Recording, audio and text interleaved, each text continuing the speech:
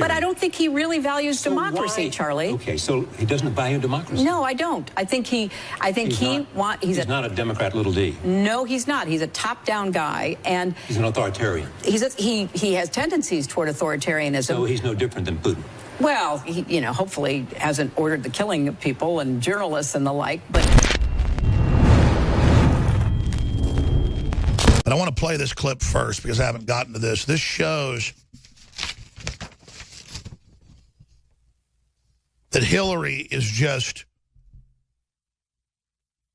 like a broken toy where only two of the wheels are working, a little car where it just goes in circles and kind of runs into the wall.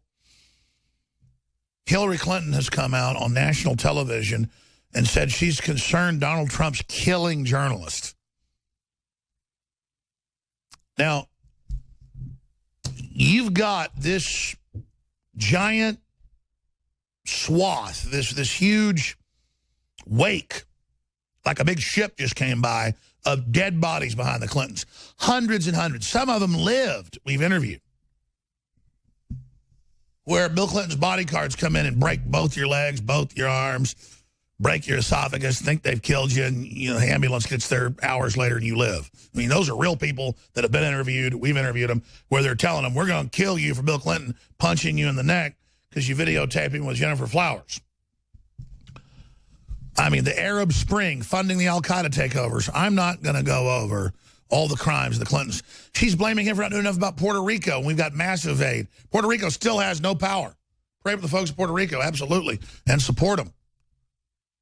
But we got hit in Texas and Florida. I mean, this is just, Mexico's had a bunch of earthquakes and volcanoes. And I mean, and you now got a, quote, fake news reporter who made fun of Hillary, was found dead in his house in Phoenix yesterday.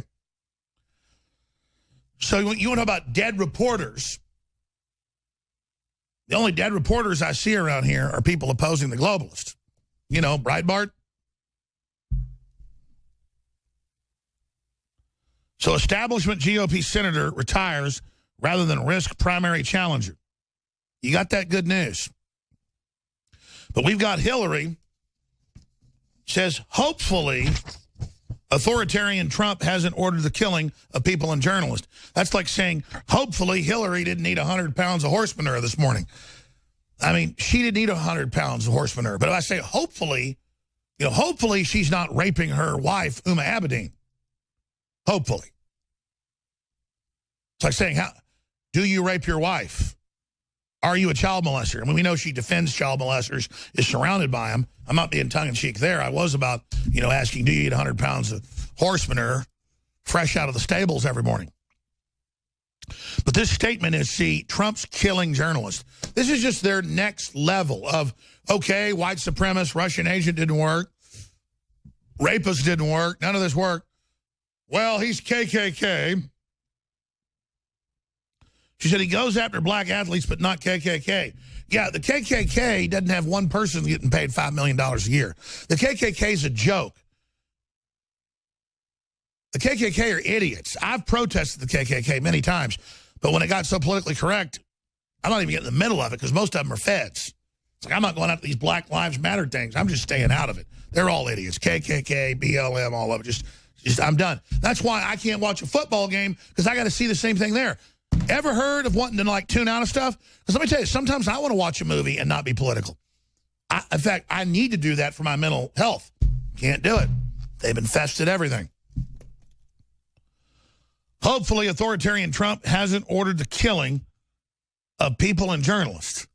And then she goes into how he's KKK.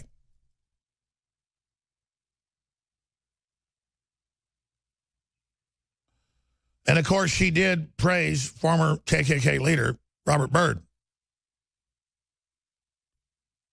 So, good luck, lady. I mean, you went to his funeral. You don't see me at KKK Grand Dragon funerals. You see me protesting the KKK. And that's why I'm called KKK.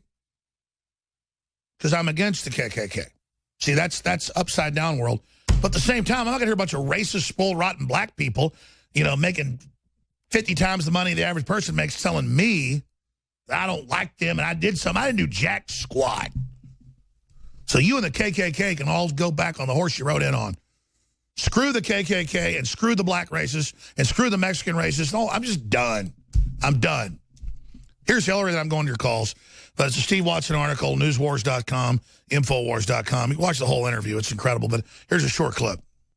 But I don't think he really values democracy, Charlie. Okay, so he doesn't value democracy. No, I don't. I think he's not a Democrat little d. No, he's not. He's a top-down guy, and he's an authoritarian. He has tendencies toward authoritarianism. So he's no different than Putin. Well, he, hopefully hasn't ordered the killing of people and journalists and the like, but when they brought that up in the campaign at the debates, Trump said, okay, where has he killed somebody? Because I went and looked, and he's never even been charged or implicated. And then it turned out they got all these foundations in Russia. They've spent $100+ billion since 1993 trying to topple Russia. I mean, they spent $5 billion in just 1 year overthrowing Ukraine. Look the numbers up. So let's get this straight. Every time one of these people got killed, it was some foundation leader or some, quote, Western-backed journalist group that got paid a bunch of money and didn't deliver or were double agents for Putin. And when the CIA, run by the globalists, found out that somebody was a double agent for Putin, they were arrogant enough in Russia to kill their ass. And what I'm telling you is from the highest levels. So all these journalists and people, you heard Putin killed? Putin doesn't need to kill anybody. He has an 80+% approval rating and has for over a decade. The people getting killed have been discovered to be double agents who double-cross George Soros. And then they recycle it and go, oh, look, this reporter that was anti-Putin got shot in the back of the head or got run over or got kidnapped or got given cyanide.